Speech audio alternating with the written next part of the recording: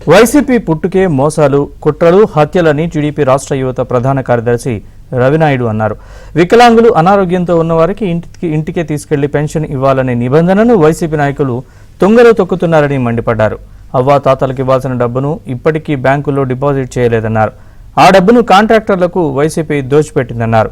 చంద్రబాబుని బద్నాం చేసేందుకే వృద్ధుల్ని సచివాలయాలకు కుట్రపూరితంగా తీసుకొస్తున్నారని రవినాయుడు ఆరోపించారు.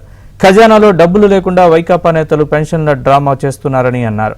చంద్రబాబు సీఎం కాగానే ఇంటికే పెన్షన్లు తెచ్చిస్తామని ఆయన స్పష్టం చేశారు. ప్రాణాలు తీసే మనస్తత్వం కలిగిన వ్యక్తిని ఇలాంటి పార్టీని ఎందుకు ప్రోత్సహించామని చెప్పి వికలాంగులు కానీ, వృద్ధులు కానీ, అదేవిధంగా ప్రజలు కానీ, ఇతర పార్టీలు కూడా బాధపడే పరిస్థితి ఈరోజు నెలకొని ఉంది. పెన్షన్ కోసం ఆమెని సచివాలయానికి తీసుకెళ్తున్నారు. ఎవరు తీసుకెళ్తున్నారు? వీళ్ళందరూ కూడా వైసీపీ నాయకులు. ఇంత దారుణంగా, ఇంత నీచంగా, అసలు సవరించిన ఎలక్షన్ కమిషన్ నామ్స్ ప్రకారం ఎలక్షన్ కమిషన్ ఏం చెప్పిందంటే వీళ్ళందరికీ ఇంటికే చేర్చండి అని చెప్తే చేస్తామని చెప్పిన తర్వాత ఈ ముసలాల్ని సచివాలయాలకు ఎందుకు తీసుకెళ్తున్నారు?